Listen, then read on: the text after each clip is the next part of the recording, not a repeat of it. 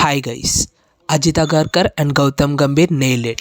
Respect for selecting a purely deserved T20 World Cup squad. What a squad bhaiya. Chala super ga undi.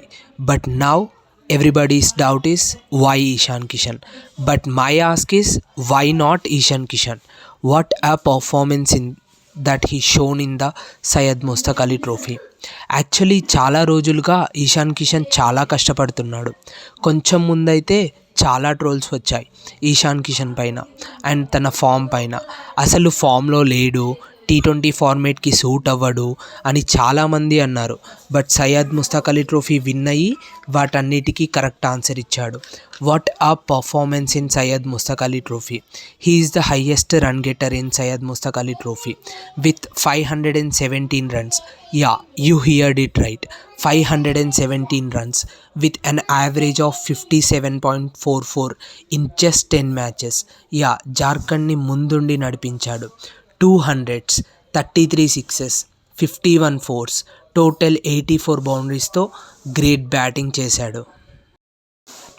Actually తను season మొత్తం ఆడింది ఒక ఎత్తు అయితే ఫైనల్లో ఆడింది ఒక ఎత్తు. వాట్ అ నాక్. 100 in the final, 101 runs in just 49 balls with 200 plus strike rate. దాంతో Jharkhand scored 263 runs in the final and won the match. Starting నుండి ఈశాన్ మంచి ఫామ్లో ఓపించాడు. What a batting, just pure hitting అంతే.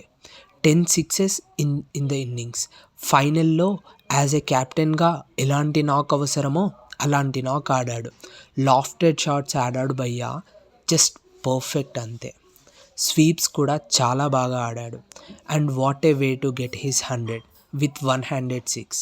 That's pure classic. As a క్యాప్టెన్గా తను చాలా అంటే చాలా కష్టపడ్డాడు వాళ్ళు కప్ విన్ అవ్వడానికి. అండ్ జార్ఖండ్కి ఇది ఫస్ట్ సయ్యద్ ముస్తాక్ అలీ ట్రోఫీ. ఫైనల్గా యాజ్ ఏ క్యాప్టెన్గా జార్ఖండ్కి కప్ తెప్పించాడు. సో దాంతో he got a chance in the T20I World Cup squad. Thank you guys.